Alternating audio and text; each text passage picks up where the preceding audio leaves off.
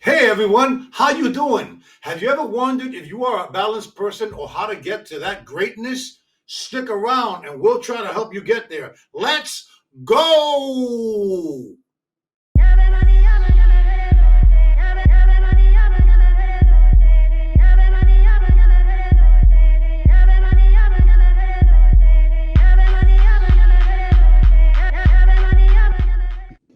Before we get started, I wanted to personally thank everyone who supported and shown interest in our content. We are growing fast and we cannot do it without you. We love and appreciate you all, but if it's not for you, please go ahead and share our channel to someone who might need this. Follow us and catch me live on IG, TikTok, and Facebook for motivational content. Take a look at our merchandise and support the cause. So look for us, tune in, and let's have some fun. Chapter 14, Balance. Let's remember that when you hear this sound, it's time to pay close attention. In the last chapter, we talked about what it takes to be a good leader. Positive leaders are uplifting and not only balanced, but can also create a balance and inspire their followers to be driven, passionate, and motivated. Where they lead by example, never stop learning, hold themselves accountable, and will never expect you to do what they wouldn't do or try themselves. We went in a little deeper on the needs of a true leader, such as the reality that you cannot lead everyone. They must possess discipline, control of their emotions, and handle failure. They will have reliable sources of information and good listeners, encourage change, and clear about their expectations. Most importantly, they allow the right people to be a part of their vision and do not forget about themselves. We touched on what a leadership style is and talked about some of the most common styles, including transformational, delegative, authoritative, transactional, and participative leadership. We asked if one leadership style is better than another. We mentioned things to refrain from as a leader, including quit trying to sound like the smartest person in every conversation, stop waiting for people to come to you, do not expect people to do what comes easy to you, stop underestimating when a follower is ready to plan, do not allow the doing enough just to get by mentality, also known as survival mode, stop expecting high performance without explaining how to be on the same page. And lastly, do not avoid one-on-one time with a true follower. We also covered what it means to be autonomous, the independence of emotional autonomy, and finally, the opposite of autonomy. We need to determine when it is a good time to be a leader and when it is a good time to be a follower. During the transition or switching the roles, what do we call the area in between, where we are all trying to reach? That is absolutely necessary for us to live in peace. The center, the median, the midpoint, the nucleus, the core, that would be balance. When it comes to our feelings, balance is the state of emotional equilibrium. It includes emotional stability and it is controlled by possessing the habit of calm behavior. People can often confuse emotional equilibrium for mental steadiness. Not everything of the mind is emotional. At times, it can be attributed to other causes, such as a chemical imbalance from lack of nutrition and exercise, or as simple as a distraction that deters our focus. Some say that the key to keeping balance is knowing when you've lost it. According to the noun in the dictionary, balance is an even distribution of weight, enabling someone or something to remain upright and steady. The sentence example says, she lost her balance before falling. And similar words in this case would be stability, equilibrium, steadiness, and footing. The opposite would be instability or unstable. The second noun description states that it is a condition in which different elements are equal or in the correct proportions. The sentence example says, try to keep a balance between work and relaxation. And similar words in this case would be fairness, impartiality, egalitarianism, equal, opportunity, parity, equity, equilibrium, symmetry, equipoise, uniformity, equality, equivalence, similarity, parallelism, or comparability. One word in particular on that list is opportunity, which I find very interesting. The opposite is simply described as imbalance. Notice that the only word that appears twice in both noun descriptions and listed as a synonym is equilibrium. I promise that we will come back to this in a moment. According to the verb in the dictionary, it is to keep or put something in a steady position so it does not fall. The sentence example says, a mug that she balanced on her knee. And similar words in this case would be steady, stabilize, poise, level, prop, and position. The second verb description states that it is to offset or compare the value of one thing with another. The sentence example says, the cost of obtaining such information needs to be balanced against its benefits. And similar words in this case would be to weigh up, compare, evaluate, consider, and assess. Did you notice that there were no opposites listed? Can it be because the only opposite of action is simply not doing it? Can it be that simple? Actually, it is. We place a lot of effort trying to justify the many reasons why action was or wasn't taken without differentiating the excuses from valid reasons. Let's take it a step further. What if I tell you that we don't have to wait until we lose it? That we can sense when it's beginning to slip from the moment it starts shifting? Let's go a little deeper. That we can get familiar with the things that contribute to being off balance and avoid it. That sounds a lot like what we discussed in chapter 12, discipline, when it comes to resisting the temptation by avoiding it. It also sounds like if it's out of sight, then it is out of mind. And we discussed that in chapter 11, relationship maintenance. So what is a balanced life? Balanced living is not just being aware, which we can consider the noun, and incomplete. The action that comes from this knowledge is what sets the level parameters between information and reaching your goals. We all get caught up with juggling our responsibilities such as work and family, but without making time for yourself, we end up overlooking our health, including fitness and emotional well-being, which is also vital to keep up with all your responsibilities. Life balance is finding the happy median where all aspects of your life are attended to completely without any substitutions. A well-balanced person is calm, reasonable, and displays good discernment. This would be considered living above the norm. What does life look like without balance? Without balance, it is almost impossible to be organized. It would seem like you're all over the place because your time management skills are not being applied effectively or efficiently. Your schedule will be deeply affected the most. Most of the time, you're running late. You don't have enough time for yourself, and you are confused about priorities. Most of the things you try to attempt are unplanned, and there is no true strategy ever created towards reaching your goals. Here's the thought.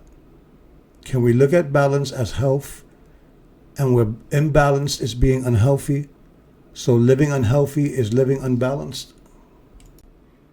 Is the key to life balancing yourself? According to one of Aristotle's teachings, all virtue in life is achieved by maintaining the golden mean. Is it possible that he was trying to say that to find happiness, people should always strive to locate the happy median between two extremes? Is the key to happiness found with balance? Just a short walk from point A to point B requires good balance. So does lifting yourself from a chair, moving up and down stairs, carrying packages or groceries, and even turning your body to look in another direction. Keeping your balance helps prevent falls that can be potentially disabling. Doing too much and not doing enough can destroy anything. So shouldn't a successful life be about balance? A balanced life is an equal blend of all the chapters we've discussed thus far and leading to this point. Proactively, healthy decisions need to be made and adjusted so they can flow into your life and avoid another hindering cause of stress. What are some life traits or skills we should be balancing? Self-esteem. It is a lot more than just focusing on your good qualities. The balance begins with identifying all your abilities and weaknesses simultaneously. Next, we accept them, place them into levels, and do your best with what you have for now until you transition your weaknesses into strengths. For example, you may not be good at something essential such as mathematics, but that should not stop you from enjoying learning the process of problem solving. We need to let our strengths shine as we build on our weaker areas to help us level up and live above the norm. Confidence is all about the level of education and information that we currently have. We are all looking for the same thing as humans, which is clarity. It is when we are confused or not sure about something that it causes delay and interruption in the process of performing.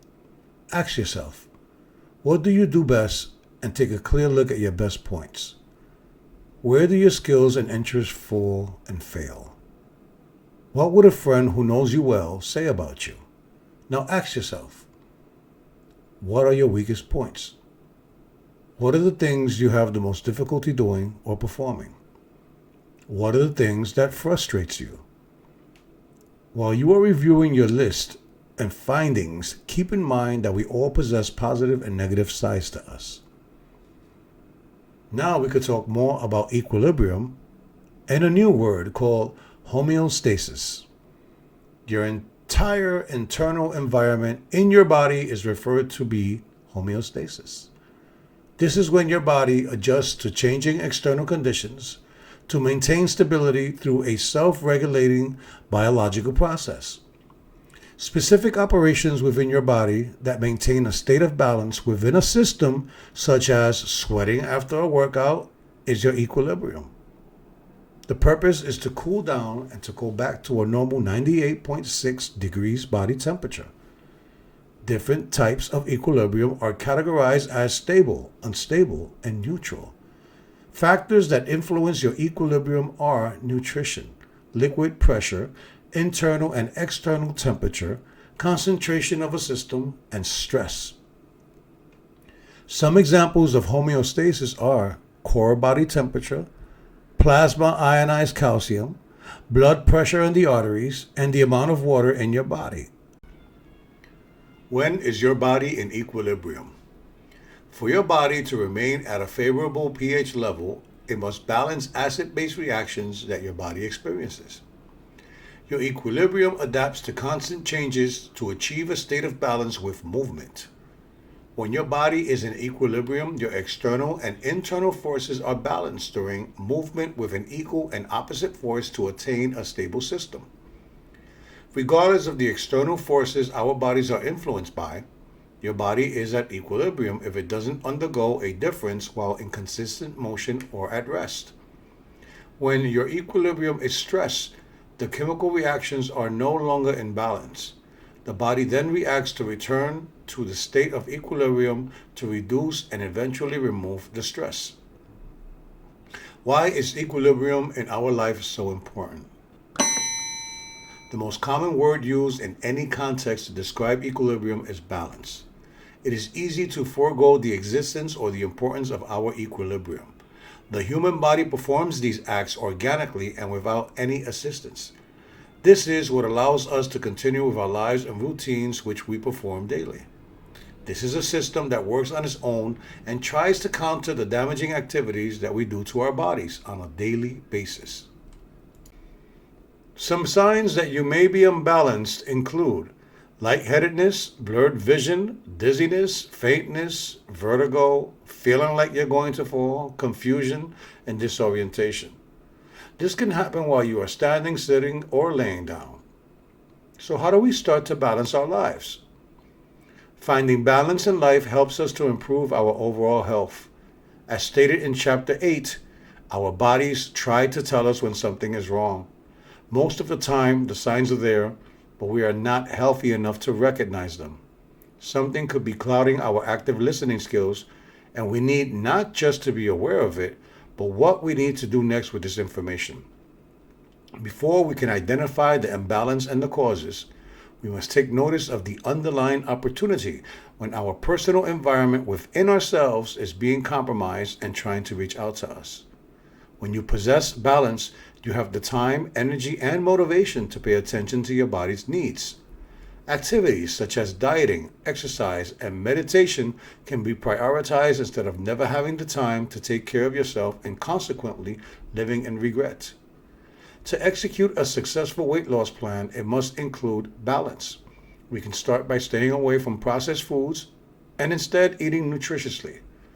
Drinking plenty of water and staying hydrated will keep your metabolism going and allow your body to work in peak performance mode. Routine exercise at least 3 times per week create physical balance for our bodies. I cannot stress enough the importance of sleep and rest. It is for our bodies to replenish the energy used and to feel refreshed. Understanding, receiving, and giving back. We can often confuse a realistic viewpoint with the arrogance or the inflation of our egos. Accepting kindness from others is a struggle for some, especially when our feelings are involved. We often look for reasons to invalidate or shrug off a compliment with a yes, but, and put ourselves down in the process. At certain points, we can also feel as though people's kindness comes with a price or hidden agenda. Our issues with trust can create an automatic bias and can kill the opportunity to validate your self-esteem and or confidence. We must learn not just to accept compliments, but think about how good they make us feel. The next time you receive a compliment, thank them and say, "I appreciate you for recognizing that." Build a new family connection. When it comes to relationships, it is very important to include making time for family in our schedule to create a balance in our personal lives. But just because you are related to someone through DNA, it does not obligate you to have a relationship with them. The exception being your children, because they did not ask to be here as we selfishly bring them into this earth. A relationship should be earned and never automatic. Work on building solid relationships to trust and to understand that you are not alone. Stay in touch with people who put forth the effort to stay in touch with you. Start to value each family member's skills and abilities. Offer and learn how to accept support. Make time just to enjoy being a family and the actions which make your special group worth it. Make the time and place effort to do serious things as well as the fun stuff. Listen to each other to understand respectfully and without the need to respond quickly or cause interruptions. Listen to what each person has to say and be fair about giving them their time. Do it as frequently as you can and learn from each other. The blessing is to share life's challenges and to celebrate life's accomplishments with friends and family. What are our priorities? Financial problems are one of the biggest causes of stress. Some of the problems come from overspending or not budgeting correctly. We need to find the right balance in our spending habits. This can start with combining our wants and needs by wanting our needs and taking care of our needs first. If we desire our needs, then our wants and needs will become one entity. We often place our wants in front of what is needed and waste a lot of time and money on things that give us little or no value in our lives. The challenge is to learn the difference between our real needs and wants. Create a realistic budget. Take care of the things that need the most attention based on time or necessities to run your household. Take care of the basic needs like food, shelter, hygiene, clothing, and save room for transportation, commitments, and entertainment. Make sure the budget is within your means or earnings. If you are living check to check or in survival mode, you will not have much room for any extras in your life. So you may need to sacrifice something to obtain or enjoy something else. What are our priorities? Stay involved. We can achieve great satisfaction when we reach a sense of purpose. Being involved in things that really matter to us provide that feeling. This also contributes to our motivation, where we asked in Chapter 3 the reason behind our drive. We should always try to remind ourselves that our efforts make a difference if our strategy aligns with our goals. We will notice the changes along the way and should not have to wait for these results to witness them. Perform some type of community service. Find an organization, institution, group, or an individual where you can make a difference in someone's life. At a local library to read to children, in a hospital, or an elderly person's home, and tell them how much you appreciate their time on earth and ask them a question or two about life. Find a charity to call your own, but do your research to validate what they say they do, or create one of your own. There are a lot of people in need, so be a part of organizing projects and programs such as a cleanup of a person's home or a local park where children play. You can knock on a neighbor's door and ask them if they're okay or in need of anything. Learn about effective stress management techniques. Most stress can be manageable, and how you deal with it will depend on your mindset. We need to remind ourselves that stress is a normal part of life. You will see things that other people deal with easily that may be overwhelming to you. Just like anything else that you are unfamiliar with, learning to keep a balance requires skillful and careful management of your time. If we want to reach our goals, we must plan and strategize our steps carefully. We must also execute the process while remaining cool, calm, and collected. Flush out the extra. Set aside a few minutes to take a break and flush your mental, physical, and spiritual toilet. Even as short as 5 minutes daily, go into an empty room, close the door, and think about nothing at all. You will feel like you were somewhere else. You can also go for a long drive without a predetermined destination. This can be done in silence. And remember to turn your phone ringer off and throw it in the trunk until you stop. Or you can blast your music loud with uplifting music. Listen to a positive podcast or ebook during your drive, but please remember to turn your ringer off to avoid distractions. Don't have access to a vehicle? So take a long walk and march to the beat of your own drum. If you are listening to music, then don't be afraid to bust a dance move in the middle of your walk. Too cold for a walk? Then bundle up or get to a gym as soon as possible. And if you don't have a membership, most gyms offer a free trial from 1 to 7 days. At this point, there is no room for excuses. This time is your time and no one else's. It belongs to you and you own it. We talked about this in Chapter 10. Love yourself first. This is the time to be selfish and not be available for anyone else. It is time to do you. So let's get that metabolism going by force and start performing our actual activities. Prepare yourself to accept the changes that affect you. Knowing and accepting ahead of time that loss of life, sickness, accidents, loss of employment, and breakups in some relationships are going to happen. Challenges are going to happen in our lives. We need to accept this, but we cannot if we are already in an overwhelmed state of mind. Therefore, I keep repeating that we need to continuously flush our mental toilets, and we covered that in Chapter 1 levels and Chapter 11 relationship maintenance.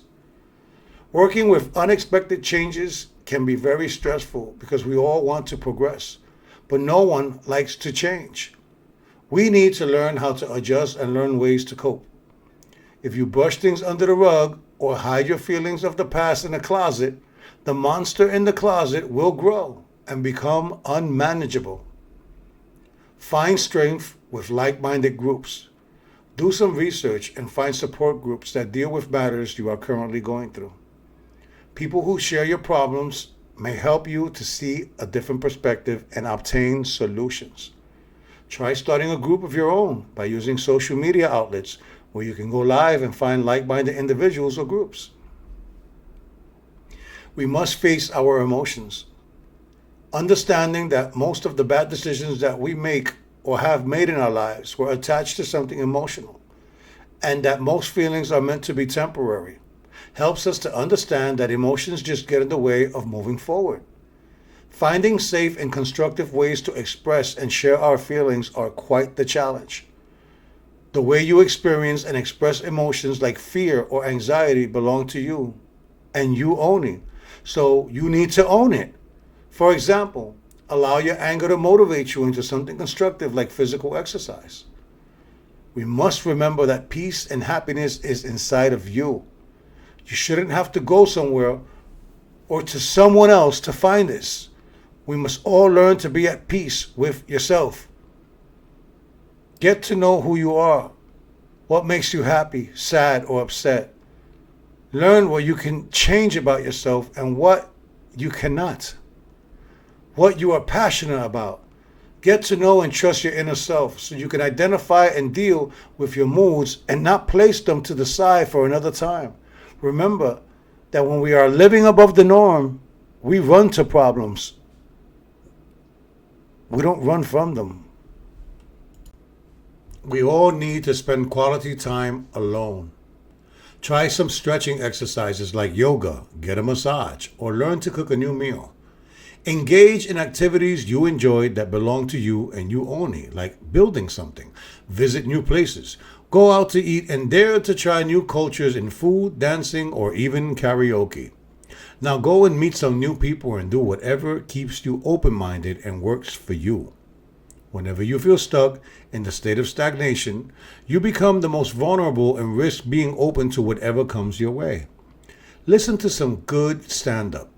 Watch your favorite cartoons, or read funny stories to get a good laugh and prevent a downward spiral of negativity.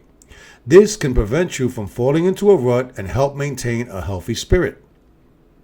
Some of the benefits of improving your balance include reduced pain, become more athletic, longevity in life, become free of unnecessary stress, less chance of injury, and create more ease of accessibility. Why is balance the key to life? To pursue our desires, we need to maintain our physical, mental, and spiritual balance. Paying attention to the various elements of life will lead to the rewarding feeling of fulfillment. The chapters in this book are things that we should all balance. Your body, your feelings, and your spiritual essence will alarm you if something is falling off balance. Our judgment can be easily clouded with what we allow inside of ourselves, including what we eat, what we hear, and who we surround ourselves with. You can motivate yourself by setting goals, and it can keep you ahead. Using a calendar to schedule yourself will help you manage time and identify priorities. Practice respecting your standards and boundaries and hold people accountable to do the same. Know and protect your limits to avoid overreaching and exhausting yourself. Protect your mental and emotional health at all costs. Your energy level is your battery, and you need to avoid exhausting it. Let's live a healthy life so we can notice the warning signs when we are about to fall off balance. When we can be honest about when we are doing too much, not enough, and avoid the things that unbalance us, we have achieved a true balance.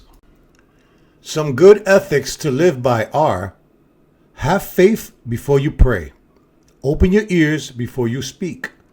Clear your mind before you read. Reason before you write. Stretch before you exercise. Make money before you spend. Give it your best shot before you quit, and you will have peace and joy within yourself before you leave this earth. So, let's balance it out and let's live above the norm.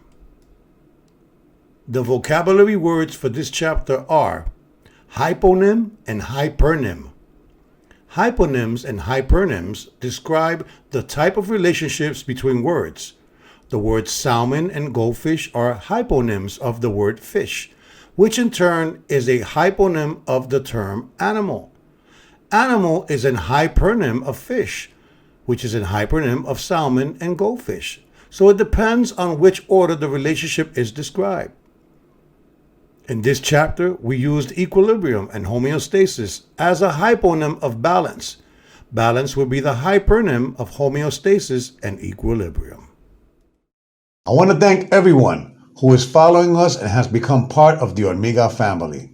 We love and appreciate you all. As you know, we have a deep admiration for those who genuinely want to grow and live above the norm. We are here to offer enlightening information about life and its many challenges. We also offer an array of business consulting strategies to maximize your work production, promotion, marketing, and to lift the spirits of your company staff. We also offer personal consulting through our Life program. Follow us on Instagram, Facebook, TikTok, and Twitch for daily motivational content and chances to win cash and nice prizes just for tuning in. Right here on YouTube for our show called P.S. I Love Me. Now on Tuesdays at 8 p.m. Eastern Time.